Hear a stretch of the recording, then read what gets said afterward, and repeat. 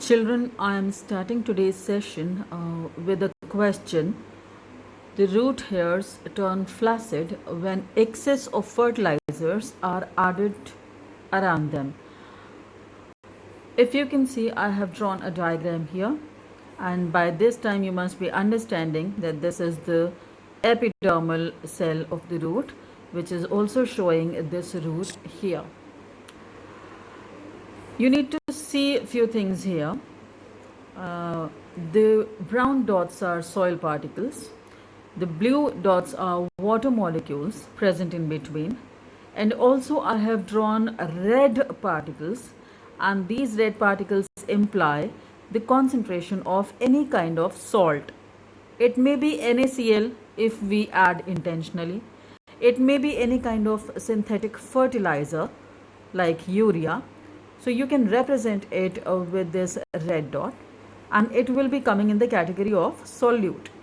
So as you can see that in this diagram, the concentration of solute is comparatively higher than that of cell sap if you compare. I have written the status here. The soil water is comparatively low. The salts are comparatively higher.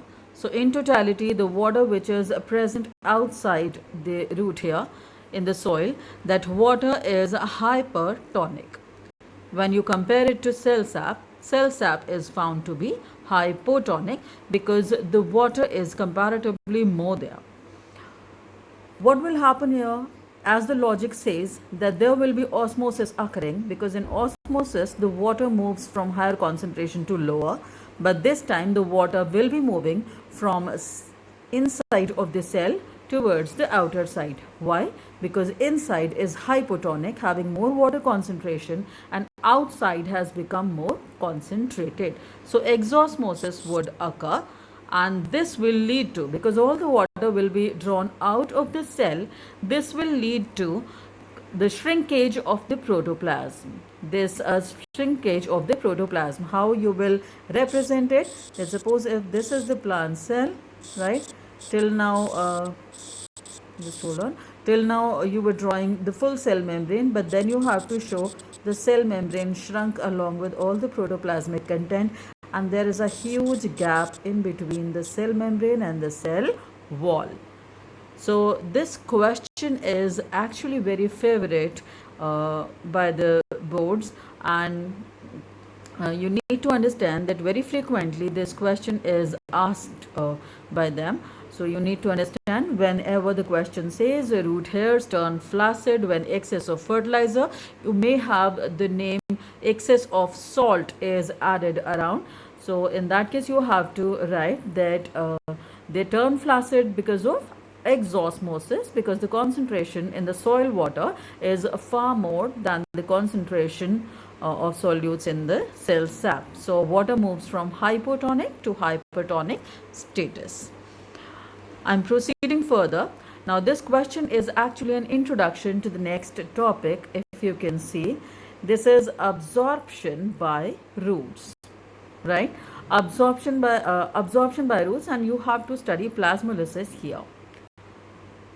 Plasmo means the cytoplasm and lysis means the shrinkage. So the key word, understand that the key word for plasmolysis, whenever you are going to define it, it is shrinkage of protoplasm, right? Shrinkage of protoplasm.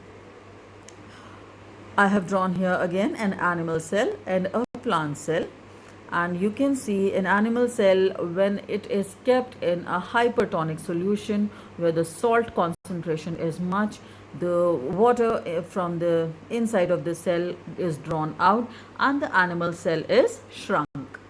Similarly, in plant cell, if you ever place the plant cell into the hypertonic solution, which is more concentrated than the cytoplasm, the water will be taken out, and you can see that the cytoplasm is shrunk here, right? And all the cell sap is out of the say cell membrane, and now it is present in between the cell membrane and the cell wall. This condition of shrinkage of protoplasm is known as a plasmolysis, right? What you need to know extra about this, that during plasmolysis, obviously you won't be able to, since the cytoplasm is shrunk, you won't be able to see the nucleus and vacuole, food vacuole, because the water will turn out of them. Also, the cell membrane and the protoplasm will be shrunk, and the gap between the cell wall and the cell membrane increases. So these are the features that you notice when a cell is plasmolyzed. Two things you need to know extra.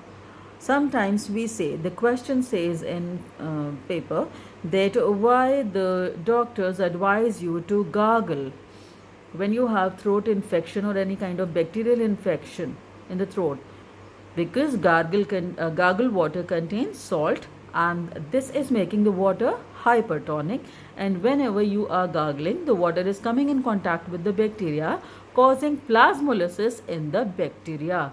So this term has to be noted down, that whenever we gargle with salt water, it causes plasmolysis in the bacteria, causing its shrinkage and ultimately leading to death.